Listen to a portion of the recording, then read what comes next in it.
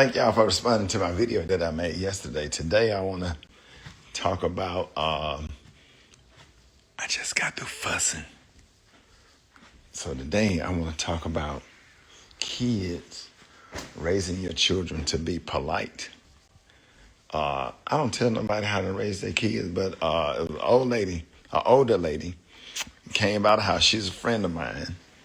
She is on a board at a prestigious university. Sarah, by the way. And she came by here and she said, because you know they watch everything. She said, She said, baby, you got them children trained. I said, yes, ma'am. I do the best, the best I can. I just try to stay on them.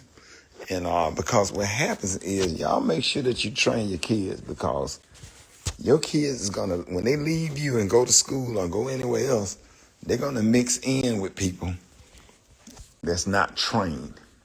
So you got to really, really, really apply it at home. Teaching politeness. And I'm an employer, and politeness go a long way with me.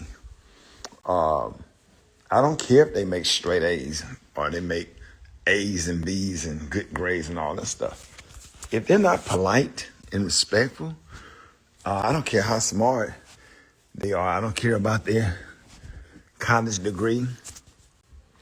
I'll take somebody 25 years old that never went to college that I could teach, and is polite and respectful and mannerable.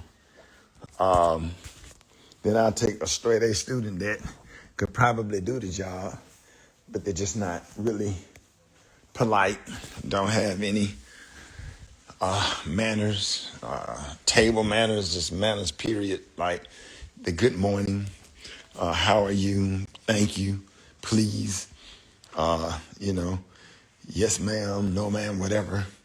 Just training and politeness. When I sit down and make a decision that I'm gonna hire a certain kind of young person to give them the opportunity, all of that stuff comes into play. I'm looking at stuff. I've had interns that have made a permanent position, and then people that come on the job and work hard, they don't care what the job requires. They don't care, even if it's not their job, if they're willing to step outside of the box to get it done or to make the work environment comfortable or whatever. Those are the people that we want. But getting on kids, staying in their ass about being polite and being mannerable and being respectful and saying thank you and please and keeping children in a child's place or whatever. Sometimes, man, the downside is the training. It's getting in their ass when they show signs of, impoliteness and not being respectful to people not only my age, people their own age, because in order to get respect, you must be respectful. And breaking bad habits and unlearning things that they've learned somewhere else, whether it's being around school or other places they go or whatever. Man, when I tell you, you have to get in there and you have to break that stuff. I'm talking about you have to break it, and it's uncomfortable. It's uncomfortable. It don't feel good. It hurt their feelings. It hurt your feelings to have to fuss and to have to go off or whatever, but it have to get done in order for them to be successful.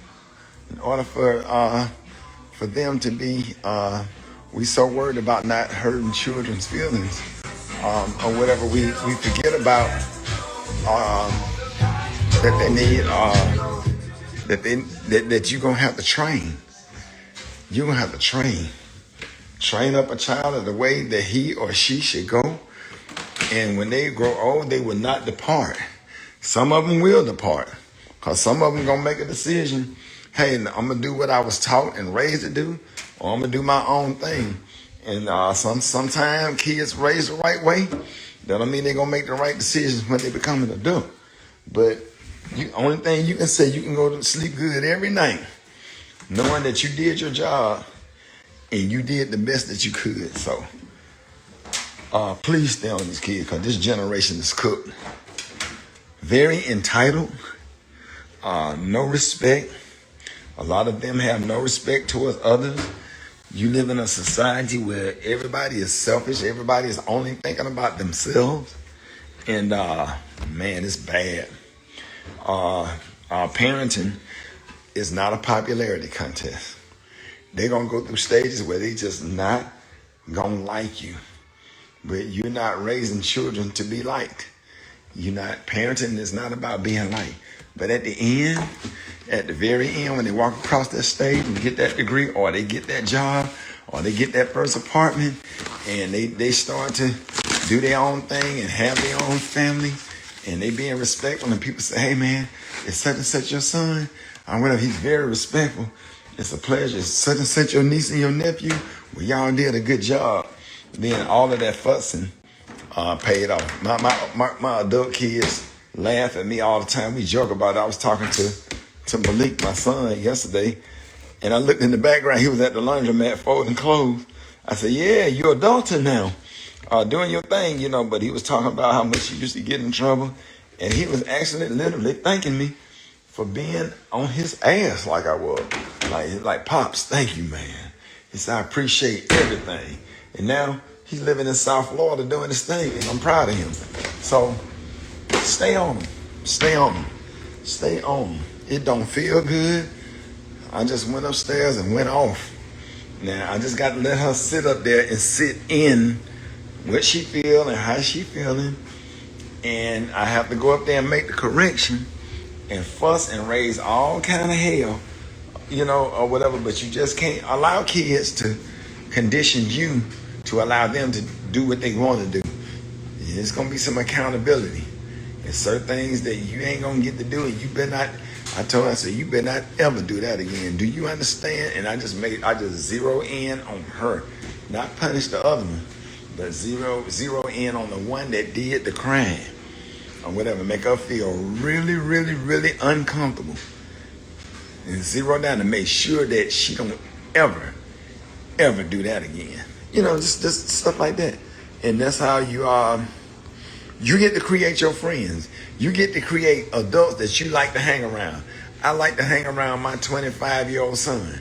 I like to go out to dinner with him and sit on the beach with him and talk to him and ride in the car with him and talk about sports and argue about LeBron versus Jordan and have good conversations and deep conversations with him.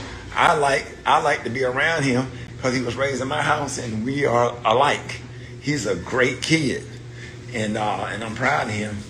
But we went through some trials and tribulations to get him like that. If you're a parent and these kids have a father, and the father is willing to participate, you're gonna have to let him. You're gonna have to let the dads step up and or whatever, because you know what I'm saying. Statistics shows kids excel when they have both parents. Kids excel when they have both parents. Please stop alienating kids from their other side of the family. It's not right. Nobody should do it.